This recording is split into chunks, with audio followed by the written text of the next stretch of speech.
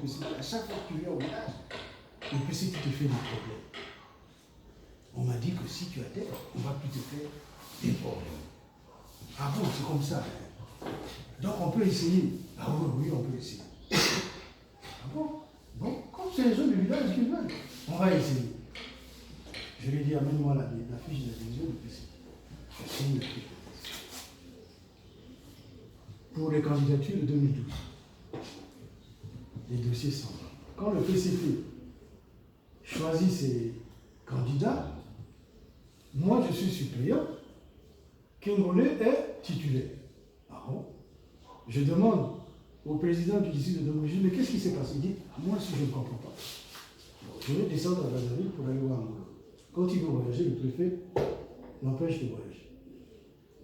Je vais voir Angola, je lui dis, mais qu'est-ce qui s'est passé? Il me dit, non, non, non, non, le parti a déjà décidé. Donc accepte seulement, moi, je vais m'occuper de toi.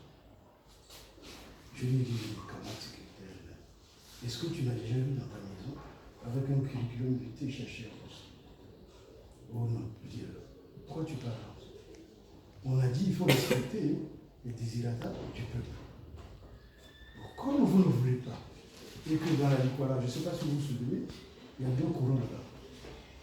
Les gens de masse contre les gens de Décam. Et ça s'est ressenti à la commission d'investiture. Eux croyaient que j'étais les gens de Zongo, et comme eux, ils étaient bien à la commission d'investiture, ils ont pris le petit qui contrôlait, ils ont mis en haut, et moi, ils ont mis en bas. Voilà comment les jeux se font. J'ai dit en gros, moi, c'est pas toi qui m'as amené au PCT.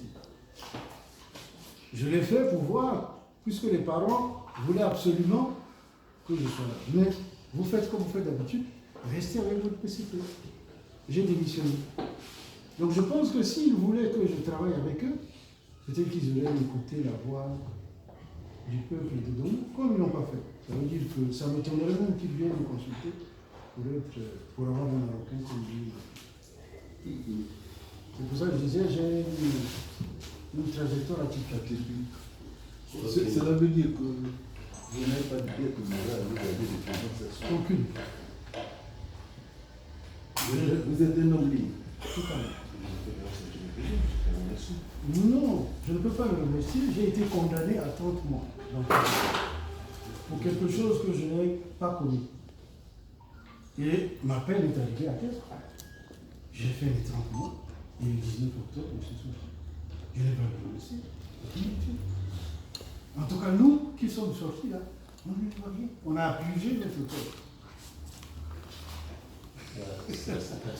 Président, la création d'un parti politique nécessite de l'âge. Vous sortez de la prison, en sous-entendant que là-bas vous ne travaillez pas. Est-ce que vous avez accumulé, disons, emmagasiné les salaires que vous devrez avoir pour créer ce parti? Et où avez-vous trouvé l'argent pour la création de ce parti? Ça, c'est la première question. Deuxième question.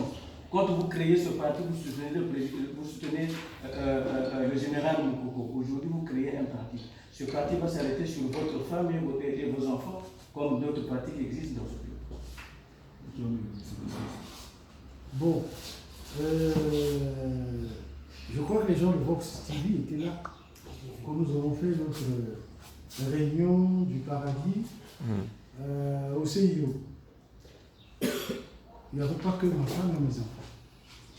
Bon, pour l'instant, en tout cas, mes enfants, j'ai 5 enfants, 4 sont en Europe avec leur mère, et une fille est à Pena, elle travaille. Donc, même si je devais, je me retrouvais seul.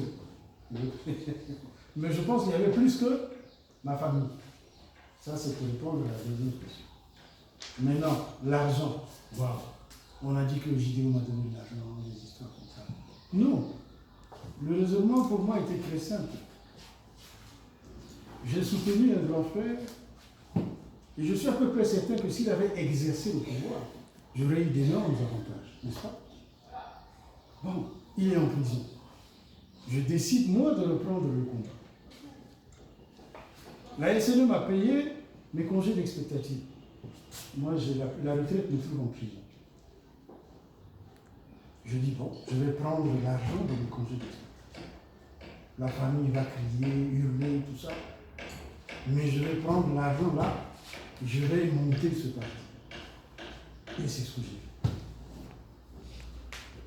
Vos collègues, j'ai même donné, faut qu'elle a. Si. Je suis témoin. D'abord, Ouais. témoin.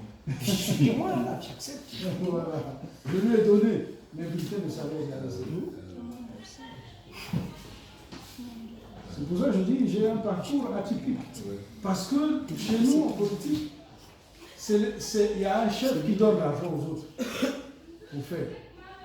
Et quand le chef a bloqué, la plupart du temps, c'est difficile de faire quelque chose. Ça va, Patrick?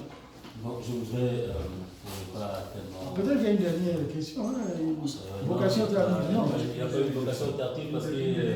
Non, il n'y a pas une dernière question parce que tout simplement, il faudrait bien que les gens puissent. D'abord, ça, tu l'as réalisé ton interview. Il faut que tout un chacun reparte dans sa réaction. Les conférences de presse n'ont pas vocation à traîner pour que nous ne puissions pas répartir vers nos, comme je l'ai dit, deuxième collègues. Donc pour une fois de plus, je remercie d'abord M. Limbongo Ngoka, Anatole, président du Paradis, qui a tenu à éclaircir justement la position de ce nouveau parti sur l'échiquier national. Et par sa voix, je remercie l'ensemble des confrères, des collègues, des consoeurs qui sont venus à cette conférence de presse.